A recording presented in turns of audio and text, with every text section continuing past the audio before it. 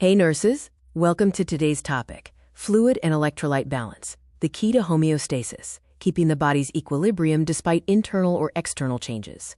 Imbalances like dehydration or overhydration are NCLEX favorites and critical for patient care. We'll use the ADPIE framework to break down assessment, interventions, and exam tips. Ready to balance those fluids? Let's go.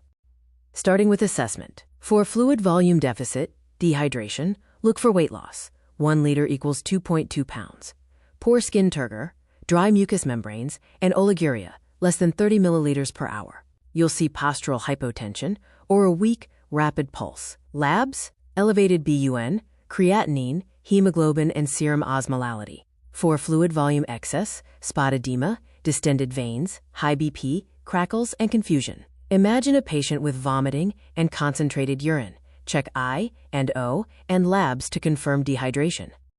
Now, diagnosis. Fluid volume deficit stems from vomiting, diarrhea, or inadequate intake, causing isotonic loss or high sodium dehydration.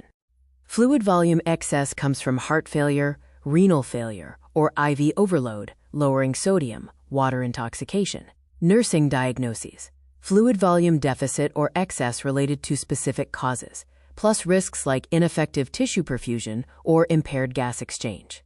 For example, a heart failure patient with edema, diagnose fluid excess and note pulmonary risks. NCLEX tests your ability to link symptoms to causes. Planning focuses on restoring balance. For deficit, replace fluids isotonically, oral or IV saline, normalize labs, and prevent renal injury. For excess, use diuretics, restrict fluids, and target clear lungs. Set goals like mean arterial pressure, 80 to 90 millimeters of mercury, urine output greater than 30 milliliters per hour, and stable osmolality. Picture an elderly patient forgetting to drink. Plan strict I&O and daily weights. Always tailor plans to the cause to avoid complications like cerebral edema. Time for implementation. For dehydration, give oral fluids or IV isotonic solutions, for example, normal saline. Monitor vitals every 4 hours and track I&O. Educate patients to sip fluids. For overhydration, administer diuretics, for example furosemide, restrict fluids, and elevate the head of bed to ease breathing. Weigh daily. 1 kilogram equals 1 liter fluid. In a scenario, a patient with cirrhosis and ascites needs fluid restriction and lung auscultation.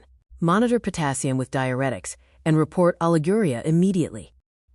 Evaluation checks success. For deficit, is weight stable? Skin turgor normal? Urine output greater than 30 milliliters per hour? Labs like BUN and osmolality should normalize. For excess, look for resolved edema, clear lung sounds, and stable BP. If confusion persists or crackles remain, adjust the plan, maybe more diuretics. In a renal failure case, success means no dyspnea and balanced labs. Keep monitoring to prevent recurrence. NCLEX strategy time. Hint: elevated blood urea nitrogen with normal creatinine screams dehydration. Both high means renal issues. Reasoning cue: postural hypotension and oliguria? Think fluid deficit. Prioritize IV fluids. No osmolality, 275 to 295 MOSM per kilogram, is normal. Scenario tip: heart failure with crackles? Fluid excess, diuretics first. Eliminate distractors by focusing on I&O and labs. High-risk groups like kids and elderly need extra vigilance. Practice questions like, priority for vomiting patient with dry mucous membranes? Answer: IV saline. You've got this. That's your fluid and electrolyte roadmap, future nurses. With ADPIE, you're ready to tackle homeostasis on the NCLEX and in practice. Don't forget to like, subscribe, and hit the bell. Keep those fluids balanced. See you next time.